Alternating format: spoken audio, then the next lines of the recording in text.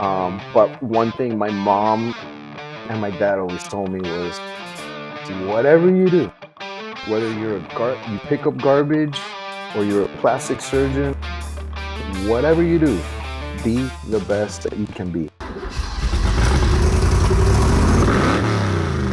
Detailer's Roadmap Cruise Control, where we navigate the roadways of life, business, and everything in between. Hey guys, it's Kevin Davis from the Cruise Control Podcast. We're here with Giancarlo Rengifo, which I love his name. It's the Spanish version of the most Italian sounding name that I know. And so he'll get into that story in a minute, but super excited to have him. We got to know each other probably a year ago. And just I've kind of followed along. We have a lot of similarities in life and business and all that. So I'm super excited to have you on here. Before we get started, don't forget to go. I always remind you, detailsroadmap.com, use that little button at the top. Patrick can walk you through exactly what's going on with your website, your SEO, everything else. And he will be able to tell you whether or not it's a good idea for you to come on board. We can work with you as a partner, or maybe he's like, hey, do these couple things. You're good to go. So we will walk you through that. It's no obligation. Just use that button on detailsroadmap.com and get going. All right. So I've been playing this game lately where when I get a bio from guests, I throw it into ChatGPT and I want to see what it does. So I put Giancarlo's in here. And so Giancarlo Rengifo is a Queens native, South Florida transplant, and proud husband and father.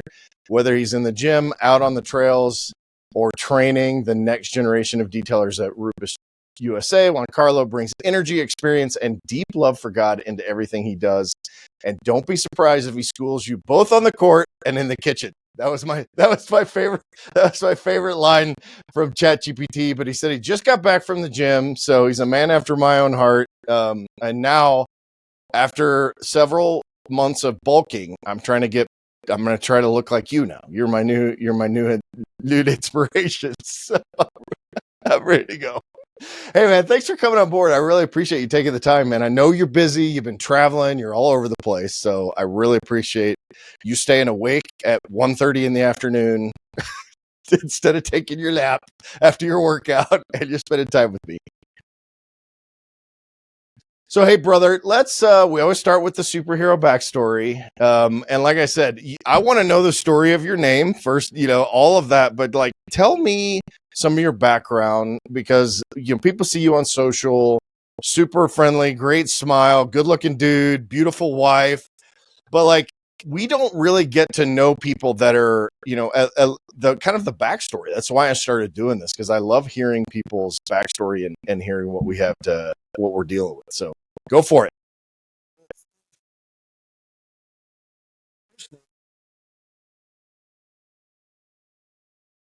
You said it's very Italian. It's because it is an Italian name. I'm embarrassed that I didn't know, because you've never corrected me.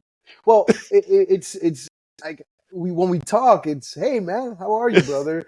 It's usually Giancarlo. So it's Giancarlo Rengifo. Okay, correct, I got it. Well, now I have to go back and edit. No, I'm just kidding. It's all right. No, it's actually good for the show, so every way people understand. There you go. But I've been used to it my whole life since going into kindergarten. Giancarlo, John Carlo, Juan Carlo, and then my last name, forget about it. It lives in the butcher shop. So I'm used to it. A lot of my friends call me G or GC or John, or I usually I'm like this, my head turning around, because I hear a ton of things and I'm always wondering if they're calling my name. But funny thing with that story with my name is that originally my mother wanted to name me Jean-Pierre. Don't ask. My parents they're different. They like different. Because you said Colombia, right? That's where your parents are from. Okay. Correct. My father actually played professional soccer in Colombia, and he grew up since he was 10 years old with a ball in his hands and his feet.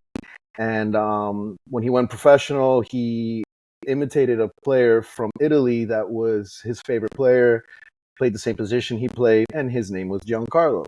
So at the moment of birth, the doctor's asking my mom, what's the name? And she's like, it's going to be Jean-Pierre. And my dad said, no, absolutely not. which I kind of thank my dad for that because I don't know, I don't really see myself as a Jean-Pierre. Jean-Pierre is a little prissy. No offense to anybody that you're definitely too tough looking for No. Jean-Pierre. And I guess the Italian name suited me better than the French name. So my dad said, no, it's going to be Giancarlo. And that's it. So they gave me that name. And I've been blessed with that name because not many people have it. Right. It's very rare to see here. You might know a baseball player, Giancarlo Stanton, which it's funny because he became my favorite player. Oh, that's awesome. Yankee fan. So when he got on there from the Marlins, I was like, oh, cool. And his number is my birthday. So I thought that, I'm like, hey, this is meant to be. There you go. But that was my name. And well, as you know, I have one of the more unique names also, Kevin Davis, because there's not like a million of the. That's a movie star name. Come on. It's definitely not. But I definitely do not have a unique name like you do, which is super cool. But at least it's multiple syllables then. You know, that's right. There you go. It's not just Kevin. Right. It's Kevin Davis. What's funny is that I can always tell the transition of my relationship with someone based on how long it starts until they call me Kev. Because that's kind of that term of endearment. I was thinking about that the other day. I'm like, well, I have a really generic name, but I can always tell like the status because people that don't know me very well don't use that. It's anyway. So I thought that was cool. Sorry, I interrupted your story. Go ahead. No. My story it wasn't much with that story. It's just that my dad saved me in the middle of me being born from being either French to now Italian. I will say that the name has always becomes a topic of conversation. When I meet people, I tell them my name, and they're like, Gian, like John? And I'm like, no, it's Gian with a Gian. And they're like, oh, okay. That's cool. That's different. And I'm like, thank you. Appreciate it. So usually, and it's, when you're talking to people, when you're starting a conversation, it's always good to be able to have something to start off with. And right. My name, usually it's the beginning of it where, it kicks off the conversation and it's fun time. So. That's cool. So what's the rest? Tell me kind of like, did you grow? So your heritage is Colombian, but you grew up in in Queens. Almost said the Bronx. I don't want to. I already insulted your name. I don't want to insult you twice. No. Look, you can tell me wherever I'm born from, as long as you're saying I'm from New York, I don't take it as an offense. So you grew up in New York. So give me the rest of kind of like how you got to be where you're at now, like what your upbringing is, kind of how you end up in the industry, and walk me through that. How you end up back. You're in South Florida now, all that jazz. Well, grew up in New York City, Queens, New York City, for I think to about mid 90s, around 93, 94, we moved to Jersey. We were in Jersey, which was West New York. And we were there for about a few years. And my parents was just tired with the snow. They were tired of the snow. I remember, oh, there's no school today. I'm like, yes, okay, but get your snow boots on, get your jacket on, and let's go outside and pile some snow because the driveway, the walkways were just full. So I had no issues with it. I grew up in the snow and the cold weather in the Four Seasons. So it was cool for me. And then one day my father said, hey, I got to go to Miami, Florida. I'm like, where's that? He's like, very, very south. And I was like, okay, yeah, sure. You're coming with me. And I'm like, all right. So we came down here to Fort Lauderdale. And back then, that was like 95, 96. And there was nothing here. It was like just trees and the where I live at, it was one of the fastest growing cities in the U.S. I live in a town called Pembroke Pines, Florida, which is north of Miami-Dade County. Good golf course there. Yeah, and about 15, 20 minutes from Fort Lauderdale, 30 minutes from the beach. So I'm very I can go to Miami. I can get away from the madness and go up to Fort Lauderdale. And, Nice. And we've been here since '97. My parents moved out here. They purchased a home, new construction home, and we lived there till about 2001, where my parents decided to sell the home because it was a very good investment they made. And from there, we moved more east and now closer to the beach. And I've been here since. I thought I would leave. I went to high school, went to middle school, high school. Met my wife at our high school back in our senior year, and we've been together since. How many years is that? 23 years now. Nice. We'll be 30 in July, so that's awesome that you guys are. I mean, dude, that doesn't happen very often. It doesn't anymore. It's sad. I guess it's just God's plan, and I didn't think of that back then, or I didn't see it. It's something that I'm realizing now as I've gotten older. Once I hit 39, 38, 39, I started noticing differences in myself, where I was. My parents would take me to church. They were Catholic, and they would take me to church. Shortly after, I would say after 18, my mother converted to Christianity, and she was always, come to church for me, pray. I'm praying for you, and I'm like, no, Mom, I know. And little by little, it just felt like God was present, was always there, but I never received it. I never welcomed it. It was just, I know He's there. And around 18, 19, my life changed drastically for me and my wife. Right out of high school, I think I moved out when I was 18 or 19. And my wife and I moved in I would say about a month after I moved out on my own. Moved out with a couple buddies into a condo. We all had a room. We split rent. I had a full-time job, and I was working at the same time with her father. So I was learning a little bit of construction, electrician work, and working at Walmart as part-time. I would work in the sporting goods department doing sales, gun sales actually. I would, when they used to sell guns, rifles and shotguns and stuff. Yeah. And within a couple months, we found out that my wife was pregnant. And that was a huge, huge thing for us, because we were children.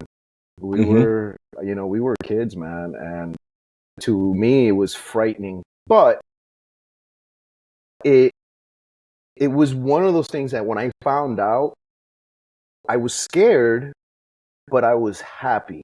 I was excited. It was not something that I felt that would, like, I didn't think that, oh, my life's over. Right. Oh my gosh.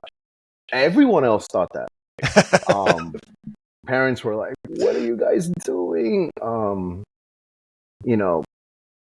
Her parents, her dad, which I thought was going to take it a little different, was completely opposite. He was so happy and welcoming.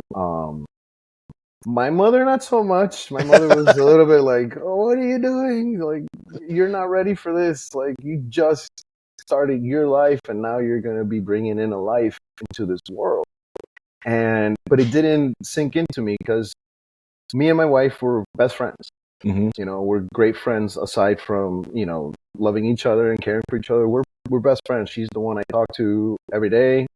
I trust no one else but her and her family and my family. So it became something where, you think back like, wow, 23 years, that's a long time, but it doesn't feel like it. It feels like we've been together forever and it's normal, and I wouldn't see it any other way. Like every now and then you think like, well, what would have happened if we didn't have these kids?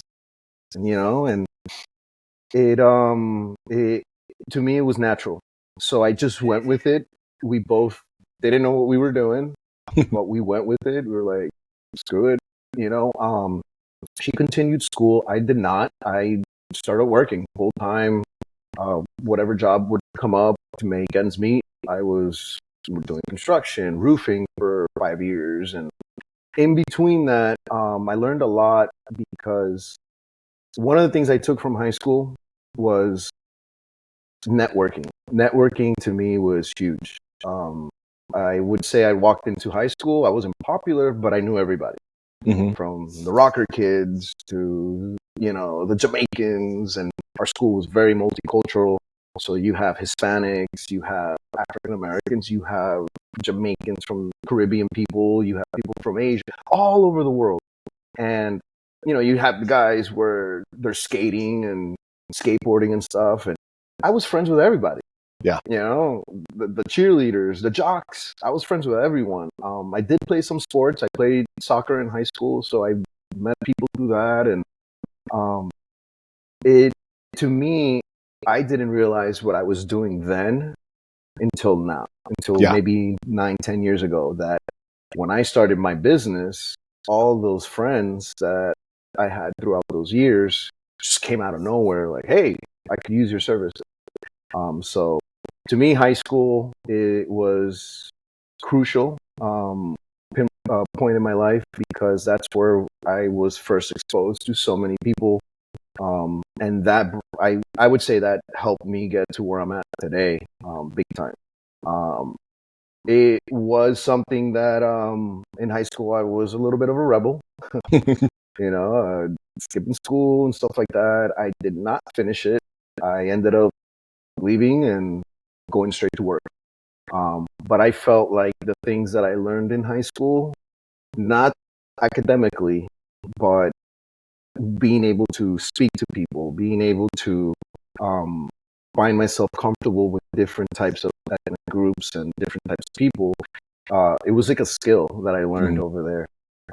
And sounds like you and I have a similar I call it a superpower, I guess, which is that ability to, like, it doesn't matter, because I was the same way in high school, which is like I got the goths and the freaks and the jocks that, like, it looked like the Breakfast Club, that old John Hughes movie.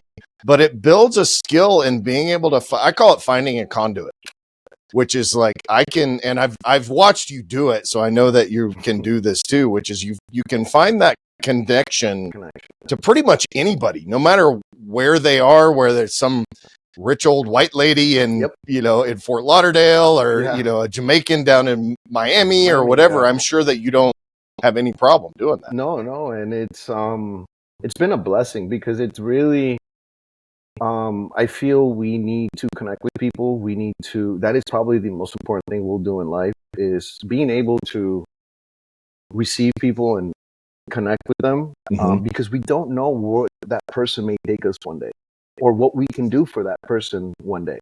My parents were always you have to be polite, walk into a room, shake hands to everybody, say hello, look them in the eye, and and be courteous. Don't just walk in there and be outgoing, because that was a show of respect. And my parents were very, like, I grew up with yes sir, yes ma'am in Spanish. I spoke Spanish for my first 7, 8 years of my life before I even learned English. Wow. So by the time I got to kindergarten and first grade, I didn't know. I could understand, but I could not speak it, and it was difficult. So they did put me back another year, that in first grade, and then my second year of first grade again. I was older than everyone else, but I learned the language, and I learned how to speak it. From that point on, it became my first language, and Spanish became my second. But the moment I would get home, Dad's not talking to me. Yeah, Dad's not going to talk to me in English. Even though my parents speak English very well. My mother a little bit better than my father. He won't be listening to this, so he's cool with it. He doesn't care.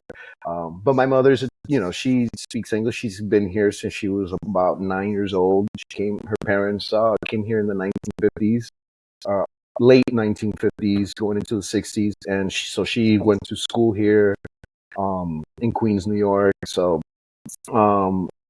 she taught me a lot, and she helped me learn. I had some learning disabilities here and there that I got through. Dealt with, like ADHD and all that stuff that they tell you have, and it's like, okay, sure. But I never took medications or anything like that. I just kind of remained focused, always very active. So as a kid, my father was like, football, which is soccer, all day long, nonstop. Okay. And it was tough because I think in his eyes, he was like, you're going to be the next superstar that comes out of the United States. You can do this. And I wasn't great, but I was pretty good. I held my ground. I did play on traveling teams and a lot older kids than I was at that time. But once I moved to Florida, South Florida, I kind of stopped. It was just too hot out here. I was not used to it. I remember going to the first day of school. I'm in pants, and my pants were a little baggier back then because I come with this New York style, and and then these people are looking at me like, who's this guy with a hoodie and stuff? Like, come on, man, it's too hot for this. And I'm like, man, everybody's in shorts. I need to start. I don't even think I owned a pair of shorts. Maybe one or two. So it was a big change for me. I left a lot of friends in New York that I had gained. But South Florida was great. Very quickly, I made a lot of friends, and I noticed that it was a nice state. It was people were like me. They spoke Spanish too, so I could relate with people, and it's a place that I love now. I love it here. It's really awesome. Not so much Miami or South Florida, but the whole state in general. Every time I go down there, I'm like, we should go visit Miami for like 3 hours and then get the heck out of there. It's going to take you about an hour and a half to get in there and then an hour and a half to get out. So there's your 3 hours. That's right. You don't have to stay very long. So walk me through kind of, so you were doing roofing and all that kind of that. How did you end up doing a detail business? Oh boy. So I went from job to job at that point.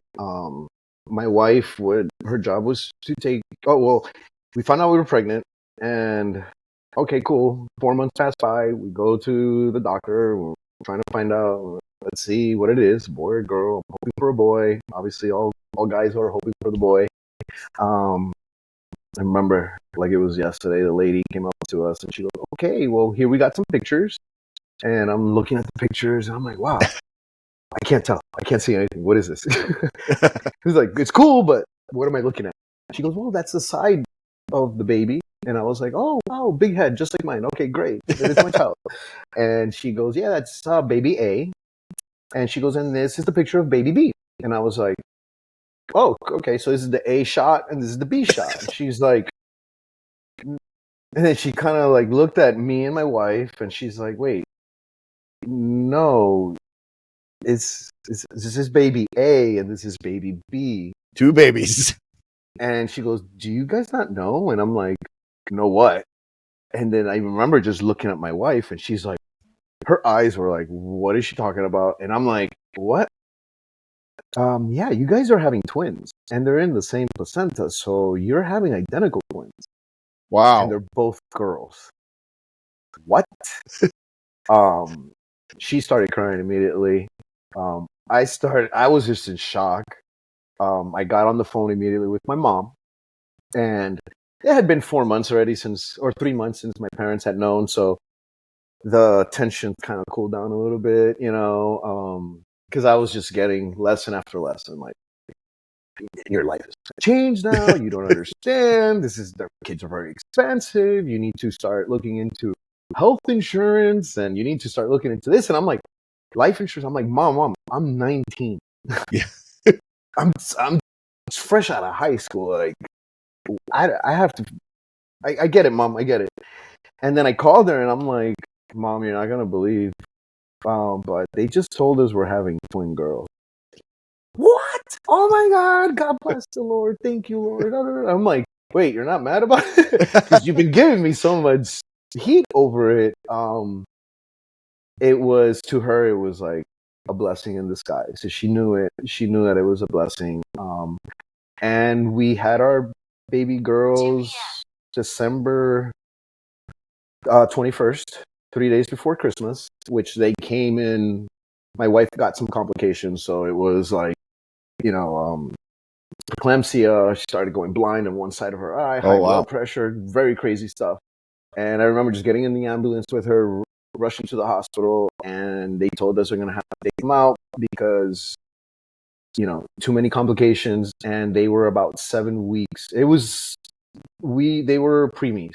Oh, wow. Yeah. So they were born on the 21st when they were due for January. 2.5 pounds was at one of my daughters, and the other one was 3 pounds. So it was like total of like 5.5, 6 pounds. Wow. They were tiny. Like I could fit. Well, and your wife is a tiny woman too. Yeah. She's a very small person. Yeah, and I think she'll be like that. She'll probably get smaller as she gets older. Because and it's funny because her most of her sisters are short too. They're not tall women, and our daughters are tall. Oh, really? They're taller than her. They're beautiful. They're great humans. They're amazing. And it was like, I'm thinking of it, and it kind of gets me choked up because we went through so much back then, raising these girls. And for them to see them now at 19, it's amazing. It's amazing. That's awesome. God has been great. So shortly after that, I was like, all right, now I have to get to work. I have to, I got to provide. And how am I going to do that in this economy, in this crazy world? I knew that going back to school was just going to take way too long because it's not much that I can do. I'm a 19-year-old. I left school with maybe 6 credits left to finish. It wasn't like I was stupid or anything. I just was lazy, and I was a rebel. I wasn't going to class. I wouldn't show up, but I would take AP, science, and biology, and advanced classes for history and geography and stuff like that. And it was great. But to me, I just didn't see anything in school that I wanted to do. So I said, I could go to work. I have no problem working. I've been working since I was 14. My first job was as a busboy in the summer. And for me, I loved it from that point on. I was like, oh, cool. I can make my own money. So my next job from there was like working as a bag boy at the supermarket. Then McDonald's. McDonald's was probably one of my favorite jobs. As a 16-year-old kid, working at McDonald's, like I could eat all the food I want here, and and it's right next to the house. So that was cool. But now it's all right. It's not just about you. It's about kids. It's about your life. You have to be able to make things happen. So I started doing construction, take jobs with construction. My father-in-law was an electrician, master electrician. So he brought me in, and he's like, hey, I'm going to teach you this, which was very tough to work for him. But he did it with love. And I know that he always looked out. Obviously I'm with his daughter. Yeah. And I'm in charge of his grandkids. Like, you want to make sure that, hey, look, this guy needs to do what he needs to do. So he helped me out a lot. Shortly after that, I got into roofing. That was terrible. I hated it. I did about maybe a year and a half, 2 years into roofing. Did you guys? After, so I did roofing also in Oklahoma when I grew up, and we would start at like 2 a.m. Yeah. Because by 10, and this is all asphalt shingles, I'm guessing it's different in Florida, but we had to be off the roof by like 9 a.m. in the summertime. Too hot. It was too hot. Everything, you can't step on asphalt shingles whenever it's 105 degrees. Yeah, there, so they become malleable. There was none of that, unfortunately, where my boss was like, no, you're going to work till 6, 7 o'clock at night. You just boiled. Yeah, Nice. I did a lot of roof repair. Okay. So since I was slim and small, not too tall, not too big, I was a slim guy. And the roofers and the guys that actually did the work didn't speak English. They were Guatemalan, Mexican. Which is actually still the case, by the way. Like most roofing, even up here, most roofers are of Latin descent of some sort. Well, roofers make good money. Yeah. They make great money. It's a very difficult job. Takes a lot out of you. But they make great money. So for me, I was like, all right, I can make this money. I just got to deal with the heat. That's it. That's not a problem. Yeah, the work is hard, but... This episode is brought to you by Detailer's Roadmap. Hey, spoiler alert, that's us. We all know you need a kick-ass website in order to be successful with your business. The good news is at Detailer's Roadmap, kick-ass websites. That's kind of what we do. With the latest performance, designs, and SEO strategies, Detailer's Roadmap is your one-stop shop to be successful on the web. And don't forget, we have the best support team in the industry. Whether you're an existing partner looking to improve your lead generation or you need a brand new website, Detailer's Roadmap is here to help you be successful on the web. So go to detailersroadmap.com/success and get started today. That's detailersroadmap.com/SUCCESS. Who cares? I can handle this. So I started doing that, but shortly after, the bosses started realizing that, hey, he's bilingual. He can talk to people pretty well, and he's upselling jobs for us now. Because I remember I would go in and be like, hey, yeah, I'd find the leak, and I'm like, this is right here, this and that. I would call my boss and I'm like, hey, I found the leak. How long do you think it would take? So I'd ask the guys, I'm like, hey, how long do you think it would take? And they're like, we can knock it out in 3 hours. And I'm like, 3 hours. He goes, okay, give me $1,500, give me $2,000 for that. And I would go tell the client, we could do it for $2,500, but I could probably give you $250 off. If we do it right now, we'll do it for $2,250. Oh yeah, sure, let's go. Boom. Nice. So I'd go back to my boss and like, here, I upsold it to $2,250. Well, I told you $1,500, $2,000. This is phenomenal. Okay, Yeah, get he your ass likes back that. out on the road. And that became like that for about 3-4 years. Shortly after that, in between that, we started doing the roofs, and I would start setting up all the permits. So drawing, getting the measurements of the roofs, getting my permits, getting all the credentials that we needed, and I would drive around from city to city, turning in. And now I became more of the guy with the paperwork versus the guy on the roof. So the roofing guys were, You're in the truck with the air conditioning, in other words. Yeah. And they would make fun of me, but every now and then they knew that if they needed me, every now and then I could take the shirt off, put on the work shirt, throw on the boots, and I can get down with them, and they had no issues. But I did that for a while until I was just beat. I'd get home 6-7 o'clock, and I remember I would just sit here like this, and my wife would be making me dinner. The twins were rolling around in their little walkers, 2-3 years old maybe, and I would just pass out. Fall asleep, and then she'd wake me up, and I'd wake up like at 11, 12 o'clock at night, starving. She goes, take a shower, go, take a shower. And I'm like, I would take a shower, I would eat, get up, and go to sleep right away. And then next thing you know, 5 o'clock in the morning, I'm up. Started all over again. Shop at 5:30. And that to me it took a lot out of me. I gained back problems because of that. Lower back issues and stuff like that. Never picked up weights in my life. I was always slim. I could do push-ups, I could do sit-ups, I could run, but not the guy to say, hey, I'm going to lift weights, and because I care less how I look. My wife loved how I was, how I am. No need to change. But then roofing became very difficult. It became something hard. And fortunately, from that point, I had a buddy of mine that opened up a marketing company to do marketing online. And he's like, hey, if you want a side gig, you just got to post some stuff, send some emails out. We can, mass message emails people and stuff like that. I'll show you. I have programs. And I was like, okay, cool. What's the pay? And he's like, well, I'll give you $15 for every conversion that you make. So I was like, $15? I'm like, that's not a lot. But then next thing you know, I'm getting 20, 30, 40 a day, sometimes 100 in the week. I would hit 150, 200 conversions, and you times that by 15. That's pretty good money. Pretty good money. So I started doing that and started learning computers. Never really had a computer, obviously, and we used it in school, but I would type like this. Yeah. Shortly after, I started learning how to type and learned how to build my own computer and put my desktops together. And I took a lot of information from that. Did that about 6 years. The great thing about that was that I was able to work from home.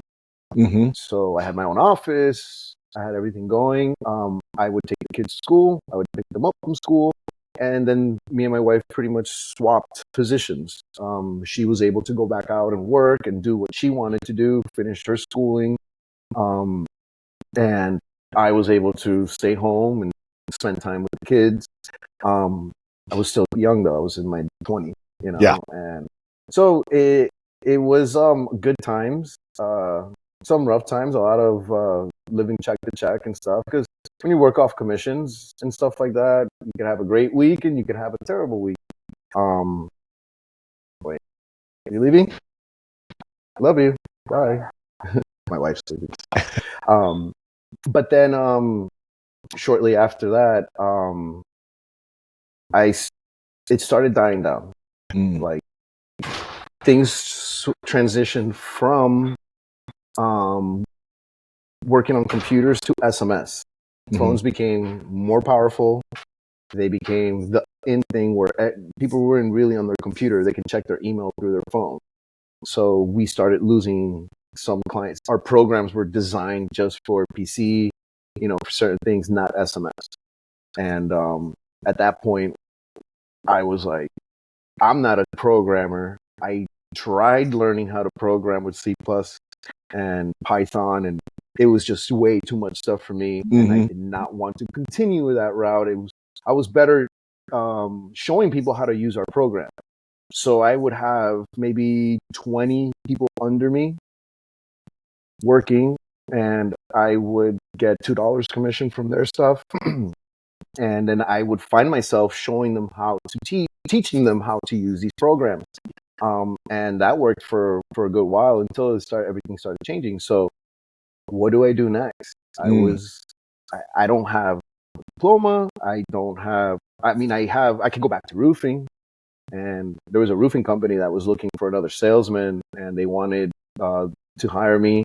It was like $19 an hour, which was around what I used to make, a little bit less, but it was nowhere near working from home. Oh, right. Making Yeah. that type of money. Yeah. So I applied.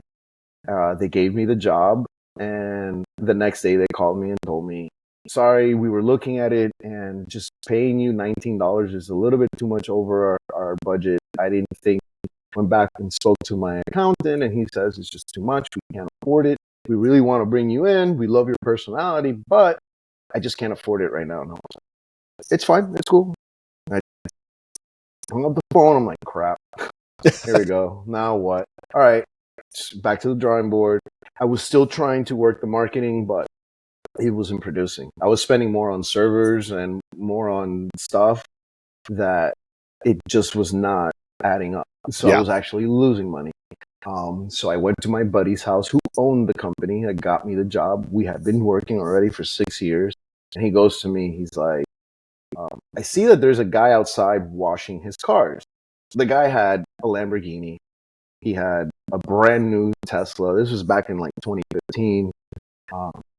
He had a brand new Tesla, G-Wagon. Like he was well off because of the company.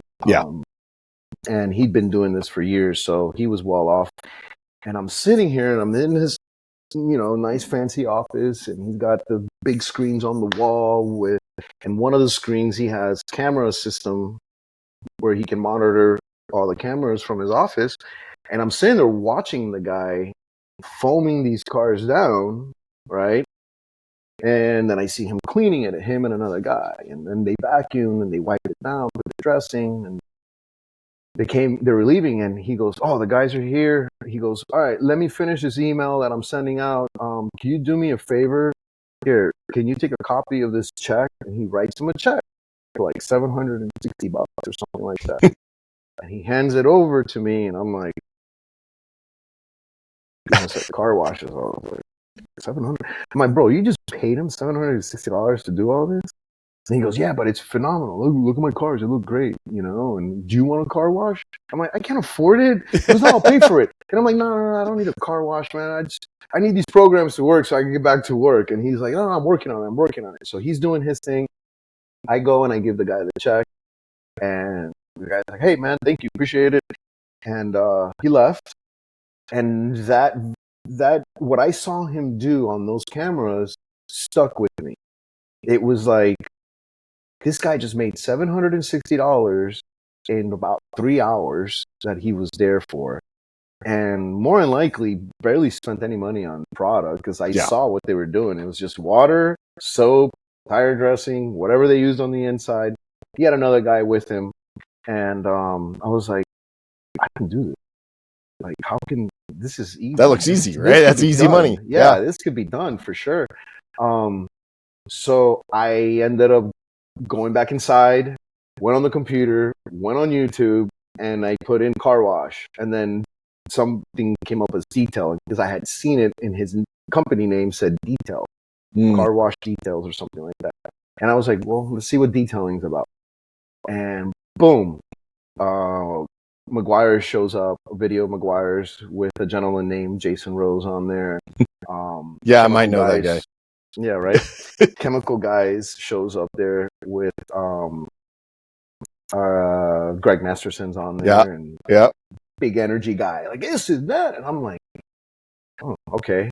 And then down the line, Larry with ammo, and so I'm watching all these videos, I'm doing all this stuff, and I was like, this is not hard. I could probably do this. So I get on back then it was the messengers, the AOL messengers and all that stuff, AIM. Yeah. And I got on there and I messaged my buddy that owned the company, and I was like, dude, if I learned how to detail like those guys that did your cars, can I get that business? And he's like, bro, you're not gonna detail. You've been sitting inside of your home in your office for years now. You don't need to do this. The programs will work. Just be patient. I'm like, no, you don't understand. Like, I need to pay bills. I need to feed my family yesterday. I can't wait a week or two or a few days. Like, I need to do something now. And I'm like, and I could probably do this on the side and still run my computer. So he's like, all right, but if I do this, you give me a better price. Obviously, that's how friends are. Friends are, they'll look out, but to a point. And I was like, dude, I will do it for $100 a pop. Oh, he's like, I'll give you $400 to do all of them. And that was like 5 cars. And I was like, sold. $400. I can do this. That guy took 2-3 hours. I can do this in no time. And I'm like, I'll let you know when I'm ready. So I went on YouTube, started learning all that stuff, and started finding out what I needed to buy. Okay, well, I need a pressure cleaner. I need a vacuum. I need a foam cannon because that was the new thing that everyone was using. Yeah. And it attracted my interest. Like, I was very interested once I saw him put that foam on there because I had never seen that. It was always the bucket, grab some Dawn soap, a rag or a sponge, and a beach towel or something to dry it down, right? So I went ahead and I started looking at all the videos and I started purchasing all the things that I needed. But I was on my last, like, my credit card maybe had $400 or $500 left on it, and I maxed it out. July 4th of 2015, I went to Home Depot because they had the July 4th specials. Ryobi pressure cleaner was on sale. Rigid vacuum was on sale. Bought all that stuff through eBay. Found the foam cannons. Bought that. And then it was like, all right, what else do I need? And I started washing my car, my wife's car, my mom's car. Had a buddy of mine that was a student of mine in the marketing business. So I was like, hey, dude, I'm gonna be doing details now on the side. So if you need anything, he goes, oh, how much do you charge? And I'm like, $35. He goes, oh, I got a guy that does it for like 25. I'm like, I'll do it for 25. It's a wash, right? And he's like, yeah. And I used his car for my first video that I ended up putting on Instagram. That was back in like 2016 because I didn't have social media. Yeah. That was not something that I would do. I didn't want it. I didn't care for it. But I knew that I needed to get that audience to see my work. So my first video, I think it's 2016, that's on my Instagram still. The resolution on the video is terrible. It's all grainy. 360p, 240p. It was rough, man. But I didn't know any better. My video was basically just foaming his car. And I posted it, and at that time, people started following me, friends from the high school, the network that I had built, that I unconsciously built, that I did not know was going to help me at that point. And that turned into, hey man, you're a detailer now? I could use your services. And it was a bit degrading. Yeah. I went to school with all these guys. They all went to college, get great careers, start making great money, purchasing homes where I could not do that. Their cars were a lot nicer than mine. And now I'm that guy that's cleaning for them. Yeah. I'm that cleaner. So to me, it was kind of degrading. It was kind of like a low blow. But one thing my mom and my dad always told me was, whatever you do, whether you're you pick up garbage or you're a plastic surgeon, whatever you do, be the best that you can be. Walk in and people know you as, oh, that's the best garbage picker upper, or that's the best surgeon in the world. And I always had that mentality of be the best that I can be because my parents said so. Yeah, right. My parents told me to be the best. I can't let them down. That turned into, okay, well, now I got to take this detailing thing seriously. I want to be the best detailer. If I'm going to wash these cars and I'm going to be a car washer, let's be the best car washer there is. And let's show them, our clients and the people, that there's more to just washing a car than that. So I started watching all these videos and learning how to detail an interior properly. And then I ran across paint correction, which I had no idea what that was. Those swirls that we see in paint, those micro scratches, I used to see those in my first car. I had an Eclipse, and that Eclipse was my baby. Lowered rims back when Fast and the Furious was huge. Yep. That to me was my favorite car. So I was fortunate and blessed to be able to get that car. And I bought one. My daughters were born, and I used to carry them around in the back seats all crunched up. But that was my baby. That was my car. It had rims on it. I had a system in there. Little by little, I built it up. But I used to see those swirls, and I never knew. I used to think, hey, maybe I just got to repaint it. I kept posting stuff on Facebook. And shortly after, I had an old friend of mine that from middle school, that I knew him since I had moved into Florida. And it's funny because this kid would pick on me. And the way he picked on me was through my name. And I would walk into the class, and the first day they presented me, they're like, hi. The teacher goes, hi, this is Giancarlo Rengifo. And I'm like, and he laughed. And he goes, huh, Giancarlo. And I'm like, dude, what's your problem? But I didn't say anything. I didn't know anybody. Yeah. And I ended up sitting next to him. And the guy in front of him became a good friend of mine. And he would pick on me, and the guy in front of him would tell him, hey, bro, leave him alone. This is my dog. And I'm like, I was like, whatever. I don't really care. I'm a Puerto Rican kid. But since we went to middle school and then we went to high school, and we had the same friends and we lived near each other in communities. He was a good friend of mine, that passed away. He was good friends with them. So he would come into our community, and this area it's just a bunch of communities, gated communities, so our community would play basketball against the other community and so on. We had rivalries, and we would egg each other, and we would fight sometimes, fist fight, and get in trouble, or go after each other's girlfriends because they're from that community, and screw them. So, and my community was a ton of us. It was like maybe 16, 17 kids that all grew up in this new development. And we all lived next to each other, and we were all going the same bus. And since middle school all the way to high school, it's been like 8 years that we all known each other. So we became like brothers. But we were all very different. And he would come over from his community to come hang out with us because he would break dance with another buddy of mine. And they would go to the community center, and they would break dance, and they would break dance in high school. They would bring out the cardboard and lay it out and put the little boom box, and they would start break dancing. it became a thing. Back in the FUBU days and the Kangolo hats and stuff came back into style, and Adidas, and so that was really cool because when I posted my videos of me detailing, he friend requested me, and I was like, oh look, this asshole, like this guy, and he reached out to me and he goes, yo, how you been, man? And I'm like, great, great. He goes, I seen that you have kids. I'm like, yeah, two beautiful girls. They're like 6, 7.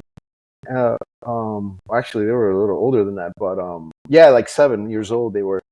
And he goes to me, he goes, well, I live in Vegas now. I'm like, Las Vegas? He goes, yeah. I'm like, what are you doing out there? And this is all through Messenger. And he's like, yeah, I live out here. My grandmother got sick a few years ago, and I came over here to take care of her, and unfortunately she passed away. But while I was here, I ended up starting starting a business detailing cars, and it's huge, man. Like I've been doing this for 4 years now. It's great. And I was like, man, I need your help. I got so many questions. Yeah. You have no idea. Like I need to know where I get. I can't find stuff. I'm buying stuff online right now. And he told me, go to this 3D store that's in Miami. Here's the address. Check that out. I went there, started buying 3D products. I started bettering my product. And he would, any little question I had, he would guide me through it. And then one day he calls me up and he's like, yo, I landed a big gig. Can you come out to Vegas? This is like 2016-ish. Like I've been a year already washing cars and stuff in front of my house and doing this mobile. So I go to him, I'm like, I can't come out to Vegas, bro. Like I'm living, car to car. Like every car I have to, every day I'm saving up my money so I can pay my rent, pay my bills, get food on the table. If I tell my wife right now that I'm going to go to Vegas for about 2 weeks, she's going to kill me. And he's like, no, you don't understand. Do you want to make like $1,200, $1,500 in a few days? And I was like, all right, I'm listening. Let's go. What are we talking about? He goes, I landed a gig with a big car show down here. It's the largest in the world, and I need people to help me. We got tons of cars to do. Right now we have like 10 clients with maybe like 15 cars in total. I was like, say less. But dude, I don't have any money. Like I'm literally broke. He goes, don't worry about it. Just come, get your flight, find your flight, get the cheapest thing you can get. I'll pick you up from the airport. You stay at my house. We have a guest room. And I was like, you sure? He goes, absolutely. Trust me. I already spoke to the wife. I need your help. I'm like, all right. I'll do it. I ended up leaving a week before Halloween, and he picks me up. Sure enough, takes me to his house, guest room. Had a little towel. I felt like I walked into a hotel. Had my towels on the bed, my own soap, my own stuff. I was like, oh, thanks, guys. I appreciate it. Yeah, here's some fresh covers and stuff if you need. We'll be up tomorrow, 5 a.m. We gotta be at the convention center by 5:45, 6 o'clock. And I was like, sure enough, no problem. I have no issues getting up early.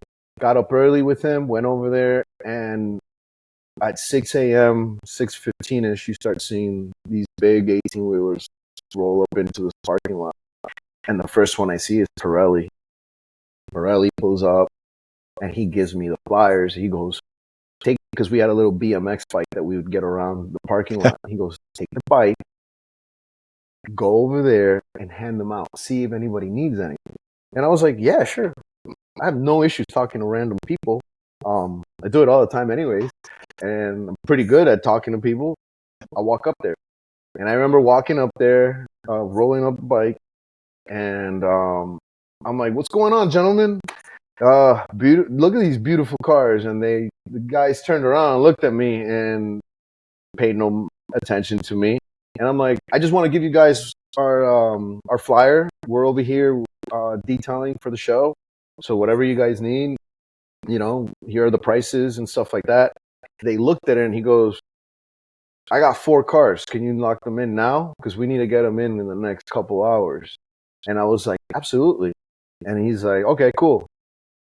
Hey, Jim. I remember the guy. Jim, deal with them. And that guy came and he goes, oh, you're doing his 4 cars? Well, I got 4 more. And I was like, okay, let's bring them. Next thing I roll back with my bike and I'm like, all right, bro, we got 8 cars coming in. Get the heck out of here. I'm like, yeah.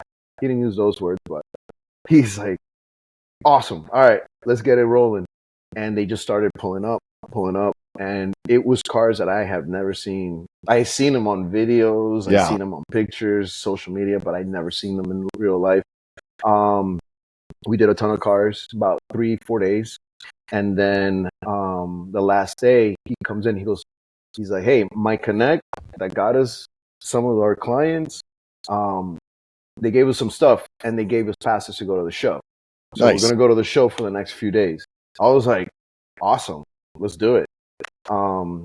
Throws me a shirt and I look at it and I'm like, RUPES? What is this? He goes, this is the time. It's not RUPES, bro. RUPES. Don't screw it up. I'm going to introduce you to these people. Don't make me look bad. You need to say it how it's supposed to be said. And I'm like, RUPES. He goes, I'm like, RUPES. And he's like, yeah, just like that. And I was like, okay, RUPES. Put on this freaking shirt, collared shirt. And we start walking into the show. Takes me to the booth. Oh, wait, I know you. Jason Rose from McGuire's? And he's like, hey, nice to meet you, buddy. And I'm like, awesome. Next thing you know, Larry. I'm like, oh, you're Larry from Ammo. Like, he had just started too. Yeah. And then I shake hands, took pictures with him. And so on, other people I started realizing. And I started meeting the people from RUPES, the Italians, the Americans, and they invited us to a dinner. And that dinner, I sat down with the Italians, and they were like, so who gave you your name, Giancarlo? It was the first time I had heard my name being pronounced properly. That's awesome. And they were like, Giancarlo, are you Italian? I'm like, no, my parents are Colombian, but my father is a big soccer fanatic, and he used to play professional for this team. Oh, I know that team. They have great players. And then I'm like, yeah, he played back in the 70s and 80s. And yeah, and he gave me that name. He goes, well, you're like one of us. You're Giancarlo. And I'm like, thank you. And that was the start of a relationship that I will never forget. So that would have been 2016? 2016. The following year, 2017, come back to the same thing. Now it was even bigger. Now we got even more clientele. We're doing a ton of stuff for different brands. Mikagi's, Nito Tires, Ford, Edelbrock, and not just regular stuff. Like, we're now doing some polishing. Within that year, I came back from SEMA so hyped, so full of energy, just ready to detail everyone's car and show them. Look, now I also realized that he taught me in that 2 weeks that I was with him that I had a value, that people were willing to pay a certain amount of money.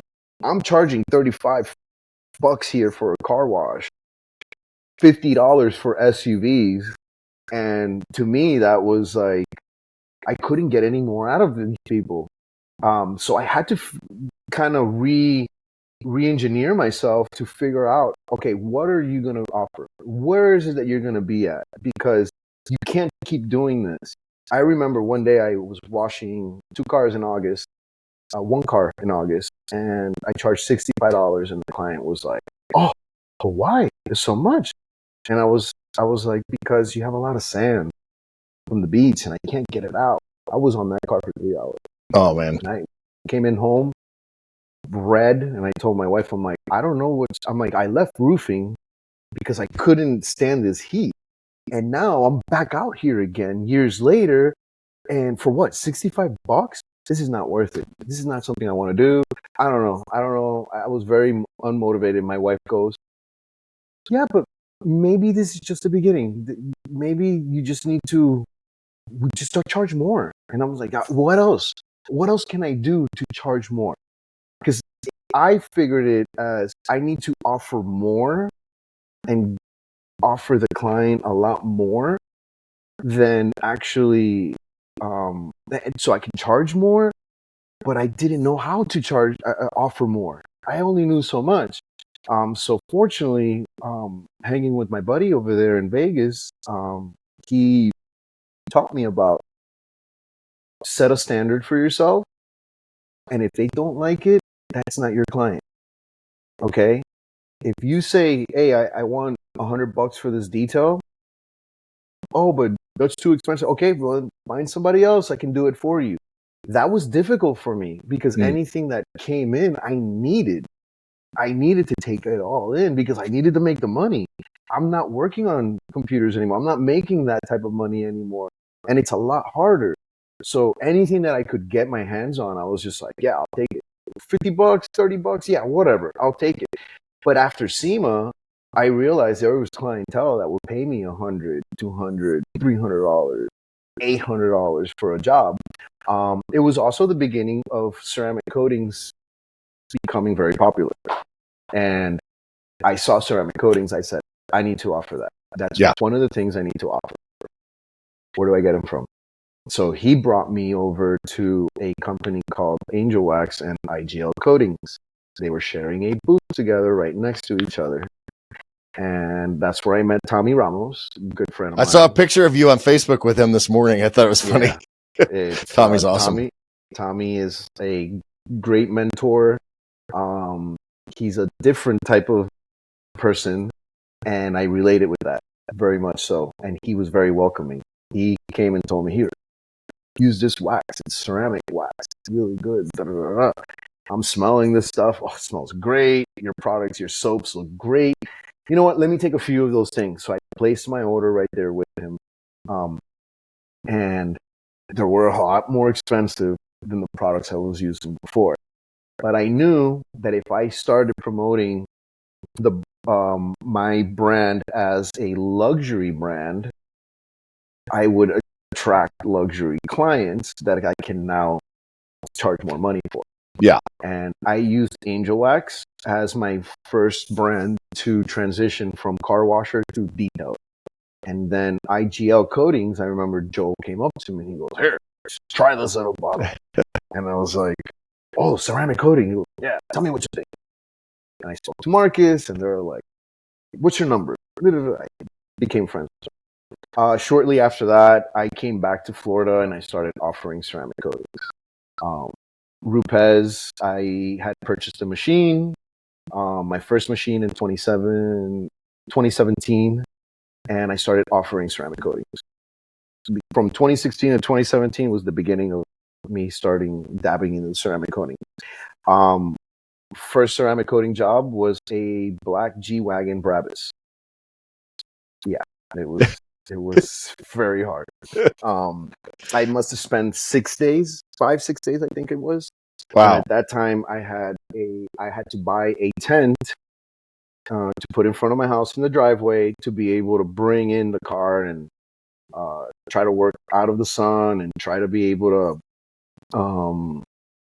I had to ceramic coat it, so I knew it couldn't get wet. And so I made that investment. I bought the machines. I had the compounds. I had the polishes. I had everything I needed. Now let's test this out on a $190,000 car. Yeah. I did that with my brother-in-law because at that time he was helping me on Fridays because Fridays were my car wash days. Those were the busiest days. Fridays, Saturday morning, Thursday, Friday, and Saturdays. And on those days, I would do 10, 15 cars a day. Wow. From 7:30, 8 o'clock in the morning till 7:30 at night, sundown, and I'm sitting here. But I was charging a lot more now, and I was making good money. So, and then I would be able to pay him, like, dude, for every car that we do, I'll give you $25. I'm making 75, so I can bring home 50. And it was working. It was working. Little by little, we did that G-Wagon, and after that, I was getting into groups on Facebook and posting it on Facebook, and I won a competition. So I won another RUPES machine that they were giving away for this competition. Awesome. And I was like, this is great. And I started receiving a lot of following out of nowhere. Other detailers reaching out to me, hey, how did you do that? And what products did you use? And Angel Wax, is it really that good? And I'm like, phenomenal. This is great. I love it. I did this like this and that. That turned into creating a following and also a good relationship with Angel Wax and IGL. Nice. And with RUPES at the same time. And then I started noticing that if I promoted their products and showed the products I was using, it was, people were like, hey, I'll buy that. I'll buy that product. That was an amazing thing for me because that's what started the relationship or that's what entered me into training. Shortly after that, I remember I wanted a shop. I needed to get a shop. I was getting a lot of people asking me ceramic coating. In 2018, 2018, April, I think it was April 7th, 2018, I signed my lease for my first shop, 1,400 square feet. I was scared. I did not know if I, like, okay, I went from, charging $25, $30. Now I'm making good money, but how am I going to keep this shop full all the time? So that was a challenge in itself. The shop lasted about 4 years. COVID was before 2019 was our biggest year. 2020 was amazing. 2021, things started to change. Things started to get a little difficult. 2022, rent went up by 50%. Wow. Yeah. So now I'm at around $33,000 a month, and I have to pay electric. I also got into other stuff because now that I have a shop, I can offer other things. So wraps. My brother-in-law that was working was interested into learning how to wrap. So he went off to Geek Wraps and learned and got certified with, what was it? I think it was 3M. And it wasn't 3M because they're very expensive and very difficult to get in. But he got into with another brand of wraps, and then we started offering wraps, and it was basically learn as you go. Yeah. Figure it out, get it done. We were charging very little, but once we got the hang of it, we would charge full price, and people were paying it. And shortly after that, PPF. I have not mastered PPF. I love it and I hate it. It's a love-hate relationship with PPF. Not my forte, but I never said no to a job. So I ended up hiring a guy that's all he did was PPF. And things started going great. But then 2023, the economy just started falling apart. Things started getting difficult. Nobody's buying cars anymore because there's no cars to buy. Yeah. 2020, they were giving cars away for free. Like, you don't have to pay anything. Yeah, everyone's in, because no one was buying. We're at home. We couldn't leave our houses. Like, we couldn't do anything. And these companies needed to sell these cars, so they were giving cars away for free. I remember they sent me a letter and said I needed to close down my shop. And I said, okay, 3 weeks. And then I said, screw this. I'm getting so many phone calls from my old clients because they're purchasing cars now. They're buying cars. And then everyone was freaking out over, not being clean and stuff. So they were like, hey, we need you to disinfect our car. Even though, it was not something that was 100% for sure. And it was a big dilemma in the industry about what's essential, what's not. And I would bring in the client. I opened up my shop and I would just leave the lights off. They can't see if I'm working in there. The garage door is closed. I'm working in AC, so I would still bring in cars. We were doing really well. We were selling coating like crazy. And then IGL reached out and said, hey, we want to host training in South Florida. Your shop looks great. That was shortly after I got the shop. Marcus Parsley will come down and you'll host a training. He'll do the training. I'm like, oh, okay, sure, cool. I get an event of my shop, this and that. That's cool. That event, there was about 18 people that showed up to that event. Packed house.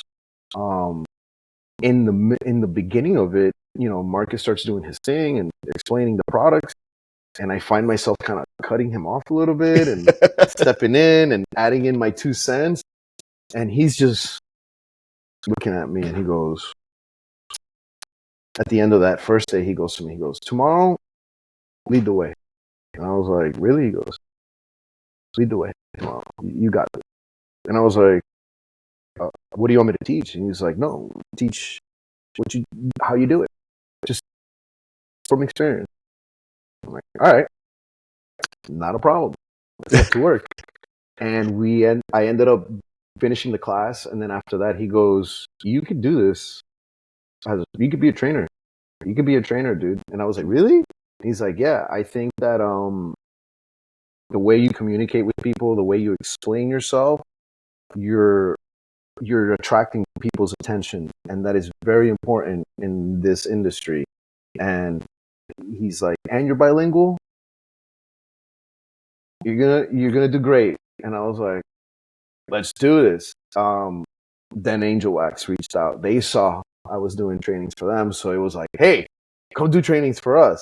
And Tommy, I'm like, "Well, I don't have a contract with anyone. I could work with whoever. Yeah. I'll just start hosting trainings at my shop." And that's what I started doing. And then Angel Wax, Tommy came out. We did our first training. I had gotten invited to start learning how to use their new ceramic line. And for them, that was huge because all they were known is for Angel Wax. It's wax, soaps, best air fresheners in the market, if you ask me. Ton of great stuff. And I was like, "All right, let's do this." I learned their coding. Their coding was phenomenal. Everything was great. Then we got to come up with a curriculum. They had a curriculum made. I kind of tweaked it a little bit, added my style to it, and then I became a training center, authorized training center. Oh, that's cool. In the Southeast, and I did a few trainings with them. But then the price of the shop just skyrocketed. They wanted $3,500 if I didn't sign for 3 years. They would charge me $3,500. If not, it was going to be $3,000 for the 3 years. And I just started doing my numbers, and I'm like, this doesn't make sense. Like, I can't. I'm literally paying off two of my employees, paying all the products, paying the rent, the electric, the insurance, all this stuff, and I'm not taking home anything. Yeah. What I do take home is just paying the bills at home, but barely. And I'm going back to where I started, back in 2015. And this has been 4 or 5 years already. And now I'm regressing again, shutting it down. But I had to break my lease, so it was very difficult. Luckily, I found somebody to take over the shop. I backed out of it, and I told my wife, I think I want to focus in on doing more training than anything else. That's where I want to be at. I really do enjoy helping others, seeing their progress as they get older in their businesses. I was enjoying that. And I would get tons of phone calls and text messages. And, "Hey man, what do you think about this? How much should I charge for that?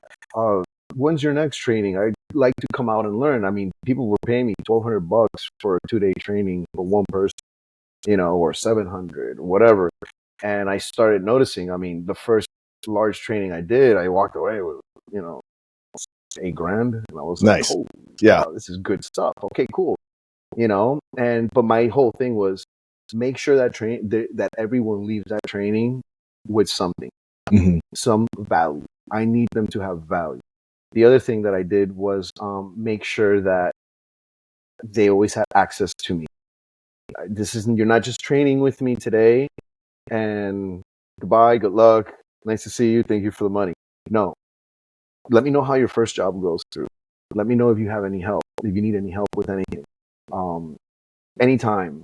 So I would find myself 8 o'clock, 9 o'clock at night, texting people and responding to messages. And my wife's like, "What are you doing? That's it. You're done working. Yeah, you got to shut that off. Shut it down." And that's what she would say. And little by little, I started understanding that. And I started working with different brands, which were all of them led up to where I'm at now. And I had been offered the position to do some trainings with RUPES 3 years ago, but I was working with Onyx. That's where we met. Yeah, that's where we met. Yep. And then I said, I can't. Onyx wanted to go a different route. I did not want to go that route. And I said, you know what? We'll mutual agreement here that we'll just go separate ways. Thank you for your time. Thank you for everything. They're still friends of mine. They still have great products. I love the guys over there and the team that they have, but it was not something where I didn't fit there anymore.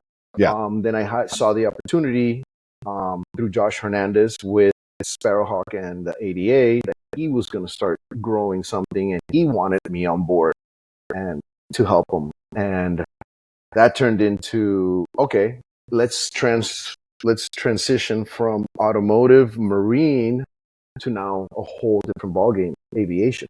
But it worked because last thing I wanted to do was go from one coating company to another coating company to another coating company to what? Another coating company? Yeah.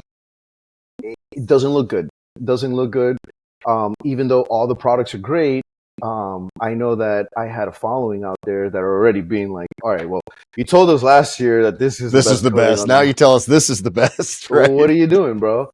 That to me was like, all right, this is the train that I need to get on, because this is how I'm going to escape the coding market and get away from it a bit and go into something completely new that I never thought in my mind I would be able to do.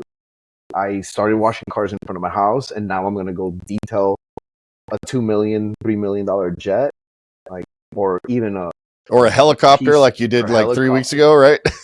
Yeah, and things like that. So, but I took on the challenge. Josh was great. He showed me a lot. Motivated me and pushed me to where the point where I was like, you know what, I can do this. And we did it. We did it for a year. And in my last training with the ADA, Todd Helm was there, and he's like, "How's it going, buddy?" And I'm like, "Great." Another Florida guy. Yeah, my man crush. I love Todd. Hey, that's my boy. And he's a crucial part of where I'm at now, because he asked me, he goes, "So are you happy?" And I'm like, there, that's better. Yeah, I was out of focus for some reason. It's weird. Okay, you've been out of focus for a little bit, but I didn't want to say anything. Dude, you got to say something. All right, if you're listening to this and you're not watching it on video, was blurry for like 7 minutes. So yeah, I thought it was me. No, I was like, me. maybe I'm talking too much, and I'm. I don't look at myself when I do these. Anyway, so Todd Helm. Yeah, and Todd goes to me. He goes, "Are you happy?" And I'm like, "Yeah, I'm happy." And he goes, "That doesn't sound like you're happy." And I was like, no, dude, I feel right. Yeah, there you go. Perfect. There you go. Look good now. And I'm like, I wish I had more work than I have now. I've only done 2 trainings this year. The ADA is growing. It's completely something new, and Josh has a good team. I don't know if I completely fit right now with them. We are talking about doing bilingual trainings in Spanish and stuff like that, but that may be for the future. So I don't know. I don't. Right now, I need to work. I need to make some money, because I also had invested into Sparrowhawk franchise, and with a partner of mine, and that turned into it didn't go too well. South Florida is a very hard market to get into. Doesn't matter how well you have it set up. The market here is all about relationships, so it's. And they're old relationships. Yes. Yeah. 15, 20 years. Yeah. Now we're talking aviation's a whole different ballgame. Completely different. Yeah. And I realized that very fast, because I was making great connections with people here at the FBOs. And at the end of the conversation, it was like, well, look, guys, you have everything in order. Everything looks great. I love the brand. You guys have products and everything that we approve. But we have a guy in contract right now. We've had contracts for like 15 years with their company. So unless, and it's not about the pricing, because they charge the client, and these clients have billions and millions. Yeah. It's not a problem about the money. It's just we have a contract and we have our word with that company. So we had almost every door shut down on us over here, and it was Man. very tough pill to swallow because we had invested and done so much for the new franchise, and my partner had moved in from the north, which he's another person that I met back when I was 15, 16, when I moved to Florida. So him and I remained in contact. He started his detailing business 5 years ago. I helped him start from the point from you need to charge this much, you need to buy this product. What my friend did for me, I did for him. Oh, that's awesome. He blew up. And then he ended up selling his company and moving back down to South Florida to start one up with me after I had just closed my shop. And I'm sitting here, I'm like, oh, I'm getting back into this detailing. I just want to be a trainer. But you know what? His motivation and his spirit built me up to the point where I said, you know what? Let's do it. Screw it. And we did it. That year it was tough. I lost some money, and we both lost money and time, and put a lot of money into it that we did not get back. And then finally, leads up to the meeting with Todd at the ADA training in Houston, and Todd goes to me. He's like, "If I can get you in, when can you start?" And I'm like, "Tomorrow morning." He's like, "Really?" I'm like, "Absolutely. I don't have a contract with anybody. I'm ready to work, dude." And I'm like, "And I need it." And he's like, "Make a few phone calls, but understand, working for RUPES is not the same as working for everyone else. You wear this logo, you're representing that logo. Yeah. You need to understand that. This is no more, I work with this guy, I work with that. No, you're committed. Yeah. You're committed. He goes, I believe in you. I know that you can do this, but I need to make sure that this is also a commitment, not for a year and then 2 years and then I'm out. I'm going to do something else." He goes, "This is a career that you can make out of it. It's a great opportunity, but I'm putting my word on the line, and I want to make sure that you're going to follow through." And I was like, "Dude, don't worry about it. I understand." And I think at this point, I'm ready. I've gone through all the things that I've gone through. I feel that now I felt confident that I can do it. So I applied. I applied back in September, and they didn't get back to me till like end of November, beginning of December. Yeah, it's a big ship to steer. They take a while to kind of make decisions and all that, which is good, right? But yeah, and I wasn't the only one applying for the position. There was like 2 or 3 other amazing people that I know. I won't say their names, but they had applied too, and one of them was a mentor of mine, and he was one of the first guys to tell me, "Hey, your value, you bring a lot to the table. You have an energy that people gravitate to. Use that properly, but remember that costs money. So make sure you're always taken care of. You take care of them, they'll take care of you." And he would tell me this, and he told me when I got the position, and he told me he saw it online that I posted it. He's like, "Crap, I didn't get it, but my good friend Giancarlo's got it, and that makes me happy." Todd pushed. Sarah Colvin was crucial, pushing for me as well, to work along with her and the whole team. all you Florida people sticking together down there. Yeah. You got all three. You got the triangle. You got Orlando with Todd, Tampa with Sarah, and you down down south. Yeah, Alberto, who's no longer with us, but was a very, very crucial part as well. Let's clarify. He's not dead. He just doesn't work for RUPES. Yeah. Sorry, I said that. Well, I am sad. I'm sad because he's a good friend of mine that helped me get into it as well, and then he found a better position, so he's off to do great things. And he just posted finally the other day. Who's he? He's working for like a chemical. Like an abrasives company, abrasives, SIA, I believe, yeah, and they are part of Bosch, I believe. Yeah, their tools own, and like stuff like that. first of all, it's great products, and he'll be a great addition to that No, team. he's I going to love do Alberto. fantastic. I mean, anybody that takes him in, they're going to do great things. He's on my list. I want to get him on the podcast to talk about his journey too. Yeah, he's awesome. But and yeah, and then everything started coming together. Once I got the phone call from Rupes to say, hey, we got interviews. We'll have this interview, then you're going to have a second interview. And that second interview is going to be with Jason Rose, Chris DeVito, and Nate. And I was like, oh, crap. All right. This is the guy that I would watch videos of when I first started back in 2015. And now I'm going to get an interview with him. And this is huge. And sometimes I still don't believe it, because there's such a great company, from the Italian side to the American side. They've been amazing.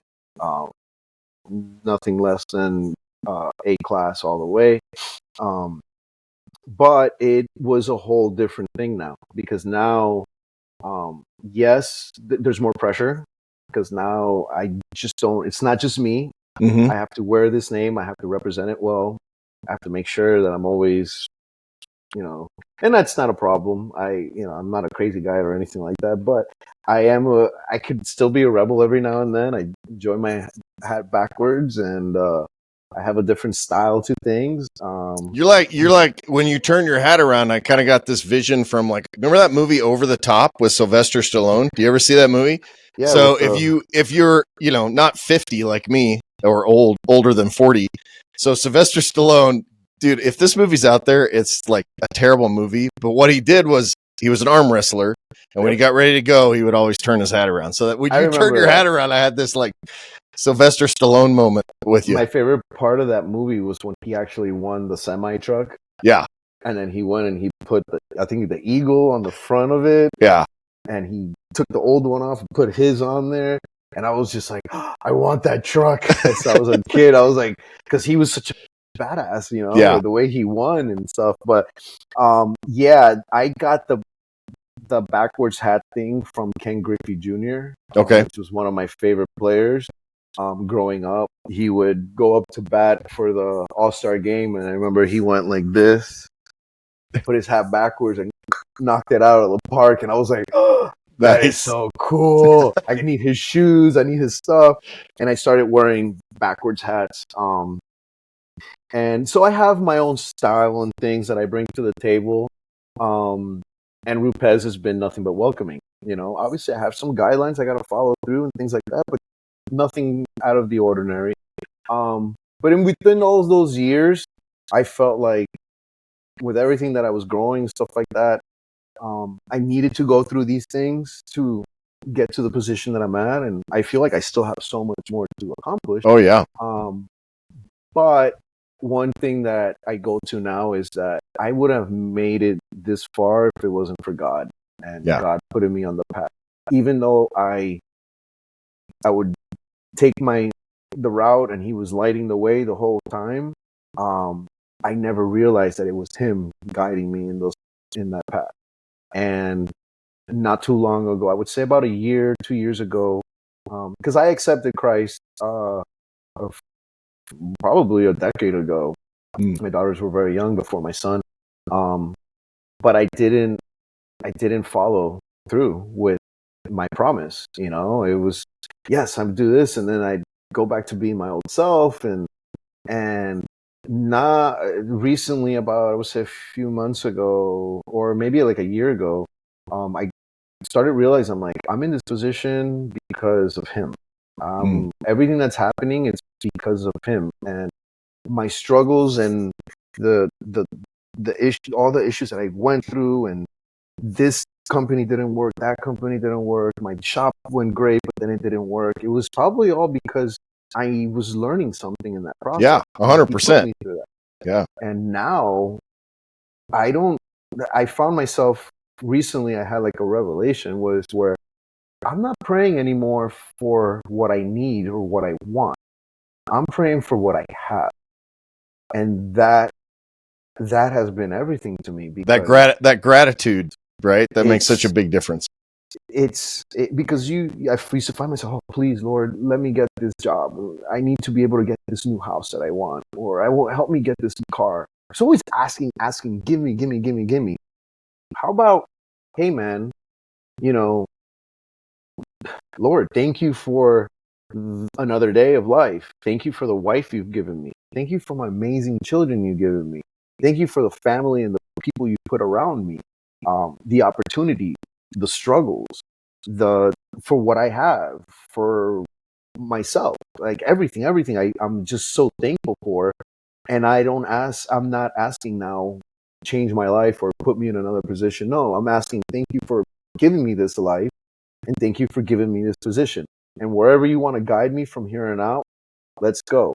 And then the other revelation that I got was that whatever I'm feeding myself, whether it's physical or mentally, through visualization or what I'm listening to or who I relate with and share my time with, can be even if we don't realize it, but we're listening to this one song and we're sitting here like, yeah. The message of that song, we might not listen to it, and it might not be something that is godly. Mm. And so, am I doing a godly thing in my everyday life? And that's probably been the biggest change for me, because now just because that song has a great beat and it sounds good, is the message something that I want to feed my brain, that I want to feed my soul?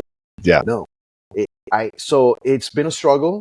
It's been a battle, because I don't even feel comfortable watching certain TV shows now. And I'm like, you start, and I know that's the Holy Spirit building me up. And before, I would not go to church on Sundays, and today I have Bible study at 7:00. I would never have said, hey, I'm going to go from 7 to 9:00 to go sit down with a bunch of men and talk about this book that I've never really read and understand. Yeah. So, but now I'm like eager for it. Like I have a hunger for it. And it's because I've gone this whole time and gone through so many things that for me, it wouldn't have happened if God wasn't there, guiding me, lighting the way. And even if I bumped my head, open your eyes, bro. Keep going this route. It was like I was blind. Yeah. Now I'm not blind. I can see and I can listen and I can feel it. And it's been a life-changing feeling. The peace that you get from it is everything, and you can't buy it. There's no medicine in the world that can give it to you. There is no person. There is no amount of money in the world that can give you that type of peace, and to reading His Word and understanding it. Because that's another thing. You try to understand it, but you don't realize it, and you don't understand it. So you kind of, boring. Yeah. Go on to the next thing. And it's brought me this far, and now I'm just happy, but I also know that there's so much more to go. I am 40. I'll be 41 not this Sunday, then the following on the 27th. I turn 41, and the journey has been great. Working out has become my daily thing. I have to do the gym. If I don't do the gym, I feel just crappy. I just don't like it. Yeah. I have to be very tired for me to say, no, I'm going to go to the gym. Today I went and I did about an hour and a half with my father-in-law. We hit some weights up, heavy weights, and I'm guiding him through that because I've learned a lot too. I'm a person that once I get focused in on something, I'm reading books, I'm looking at YouTubes, I'm finding information, I'm trying different workouts. I just want to learn it and become a master at it, the best that I can be. Yeah. I'm going to give you one that you need to look up. It's called the 6-12-25. 6-12-25. So 6-12-25. So you're going to put that in your phone. Yep. We started doing that like 2 weeks ago, and it's shorter workouts, super intense, less volume, less heavy weight, but great workout. So we're going to do that for probably 6 to 8 weeks. We're coming off of 6-12-25. You'll find it. But shock method. Yeah, it's an awesome workout. But dude, I will say one thing. And first of all, I appreciate everything you've shared. We're going pretty long on this one, which is awesome. I love it. We've shared. There we go. My battery's going on there, and this laptop that I have for some reason only has one USB-C port. So that's all right. We're good. I think it started a new recording, so I think I'll edit these together. But okay, dude, I really appreciate. We've gone a little bit long on this, which is I appreciate you sharing. You know, the tagline on this podcast is life, life, business, and everything in between. Business, life, and everything in between. And I think sharing these stories from a personal experience and kind of walking through that path, I think a lot of people in this industry, they miss the fact that we're all on this journey, right? And whether you're a brand new detailer or you do 8 figures in your detailing shop, we all kind of have this, like all of us have this journey, and it's really a cool way. And I want to give you a compliment because you are one of those guys that has such joy, and you were talking about the peace earlier, but that the joy that comes from that peace is something that's evident in your pictures and your videos when I see you in person.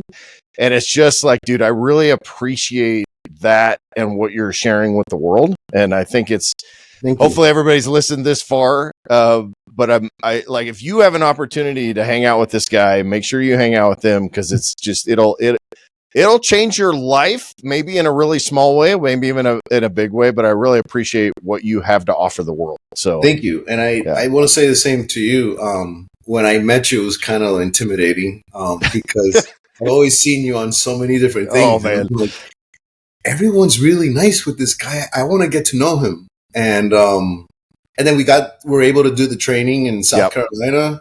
That was cool. But it was a brief introduction to how you are. And then when you're like, hey, I got the podcast, I got this going, I was like, oh, let me listen on this. And I love your story as well. You do so many things. You're all over the place. I don't know how you do it, but it's motivating. It's very motivating. I appreciate that. It's really cool. I enjoy it. And then the fact that you're also a follower of Christ, it makes me realize I'm not the only one that goes through things and experiences life issues. And I believe that if you are a Christ follower, you have been in places and he shines his light upon you. And I see that you glow, bro. You're Thanks, man. A good figure. It's all fake tan. That's why I glow. But I don't have that natural brownness like you do in Miami. Dude, I got sunburned yesterday because I was in the beach for a good while. If I show you how red, well, you can't even tell in the camera, but I'm hurting right now. That's nice. how bad it is. But it was very. I had a podcast yesterday with Detail Solutions podcast and Alex Russell. Yep. And I was telling him, tomorrow I got to go on, and I'm going to be with. It's a much different type of situation. He goes, dude, you're just all over the place now. And I'm like, I don't know. That's what I said. I texted you last week and I was like, dude, are you too famous to be on my podcast now? Never famous. I don't see it like that. On the contrary, I don't think of myself as a famous person. Oh, man. But what I am thankful for is for everyone who does reach out to me and follows me and stuff. I thank you. Thank you for listening, and to the listeners out there, I'm an open book. There's nothing I'm hiding. If you have ever any questions, or if you ever want to talk about God or RUPES or working out or whatever, life, I'm always available. I love it, man. You are awesome. Follow his adventures. I'm excited to see what you're doing in the Spanish speaking market. Specifically, we'll have to have you back on and talk more about that as that continues to develop. But dude, I really appreciate your time. Hope to see you again soon. And absolutely, thanks so much, brother. Thank you, Kevin. You guys be safe and have a blessed day and happy Easter. Yes, sir. Big weekend this weekend. So that's right, big weekend. Enjoy it, and we'll be in touch. Thanks, God bless. Head over to detailersroadmap.com and get your one-stop success solution today.